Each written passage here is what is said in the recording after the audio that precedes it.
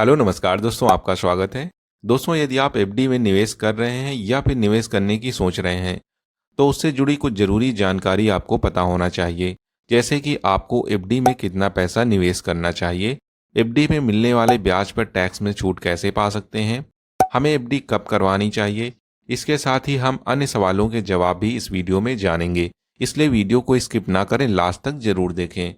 और यदि आप चैनल पर पहली बार आए हैं तो चैनल को सब्सक्राइब कर बेल आइकन पर क्लिक करें ताकि आने वाली वीडियो की अपडेट आपको मिलती रहे।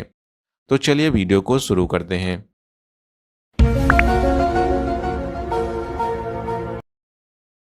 पहला पॉइंट है एफडी में कितना पैसा निवेश करना चाहिए। दोस्तों, एफडी में आप कम से कम 1,000 रुपये जमा कर सकते हैं और अधिकतम की कोई लिमिट नहीं है। आप जितना चाहें उतना पैसा जमा कर सकते हैं। लेकिन एक बात का ध्यान रखें, यदि आप एक बड़ा अमाउंट जैसे कि 10 लाख, 15 लाख या इससे अधिक रुपए कैश देकर एफडी करवाते हैं तो आपको इनकम टैक्स के नोटिस का जवाब देना पड़ सकता है, क्योंकि बैंक टू बैंक जो बड़े ट्रांजैक्शन होते हैं उनकी जानकारी इनकम टैक्स डिपार्टमेंट को होती है। लेकिन आप जो कैश से लेन देन करते हैं उसकी जानकारी पैन कार्ड के जरिए इनकम टैक्स को पता चलती है, लेकिन इनकम के सोर्स का पता नहीं होता। ऐसे में इनकम टैक्स आपको नोटिस देकर इसकी जानकारी ले सकता है, इसलिए इस चीज का भी ध्यान रखें। आप जानेंगे एफडी में मिलने वाले ब्याज पर टैक्स में छूट कैसे पा सकते हैं। दोस्तों, जैसे कि आपको पता है कि एफडी में कितना भी पैसा जमा कर सकते हैं, इसमें कोई लिमिट नहीं होती है। यदि आप टैक्स में छूट पाना चाहते हैं तो आपको कुछ नियमों के अनुसार ही पैसा जमा करना होगा। जैसे कि एफडी पर मिलने वाला ब्याज किसी वित्तीय वर्ष में 40,000 से अधिक है और सीनियर सिटीजन के लिए 50,000 से अधिक है तो बैंक 10% टीडीएस काट लेता है। और यदि पैन कार्ड अपडेट नहीं है तो 20% तक टीडीएस काटा जा सकता है। इसे एग्जाम्पल से समझते हैं। यदि आप किसी वित्तीय वर्ष में 5 लाख रुपए एफडी में जमा करते हैं और एक वर्ष बाद वह पैसा 5,60,000 रुपये हो जाता है, यानी कि आपको 60,000 रुपये का ब्याज मिल जाता है। अब ऐसे में बैंक 10% टीडीएस काट लेगा, क्योंकि आपका ब्याज 40 और 50,000 की लिमिट से ज़्यादा है। हालांकि ऐसे व्यक्ति जिनकी आय जो है 2.5 लाख से कम है, जो इनकम टैक्स के दायरे में नहीं आते, वे लोग फॉर्म 15G और सीनियर सिटीजन है तो फॉर्म 15H बैंक में जमा कर टीडीएस कटौती से बच सकते हैं। अब आपका सवाल होगा कि उनका क्या, जो इनकम टैक्स के दायरे में आते हैं वो टीडीएस कैसे बचा सकते हैं। तो उन्हें कुछ सिंपल स्टेप लेने होंगे।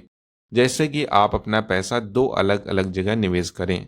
कुछ पैसा पोस्ट ऑफिस एफडी में और कुछ पैसा बैंक की एफडी में निवेश करें।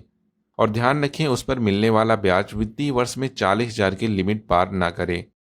दूसरा तरीका है जो कि सबसे अच्छा है, आप कुछ पैसा अपने नाम पर, कुछ पैसा पत्नी के नाम पर और कुछ पैसा माता पिता के नाम एफडी में जमा करवा सकते हैं। इससे आपको एक और लाभ होगा कि मैच्योरिटी के समय भी आपको कम टैक्स देना होगा। अब जानेंगे एफडी कब करवानी चाहिए। दोस्तों, एफडी में निवेश का कोई निश्चित समय नहीं है, आप जब चाहें तब एफडी करवा सकते हैं। लेकिन एक वित्तीय वर्ष समाप्त होने से पहले एफडी करवा लें। जैसे कि नया वित्तीय वर्ष 1 अप्रैल से शुरू होता है तो इसके पहले एफडी करवा सकते हैं, जिससे कि आपको टीडीएस कटौती में फायदा मिलता है। और एक खास बात जो एफडी में निवेश के समय ध्यान रखें, आप एफडी को ऐसे निवेश करें कि हर एक साल आपकी एफडी मैच्योर हो, जिससे कि आपके पास पैसा भी बना रहेगा और एफडी तोड़वानी नहीं पड़ेगी।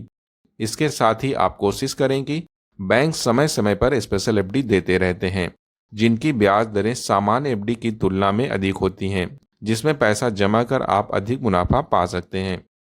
मैं इन स्पेशल एफडी की जानकारी आपको समय समय पर इस चैनल पर देता रहता हूं, इसलिए चैनल को सब्सक्राइब जरूर करें।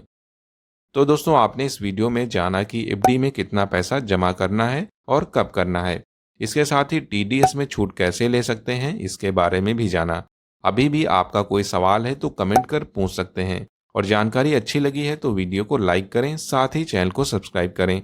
तो मिलते हैं अगले वीडियो में। Bye and take care.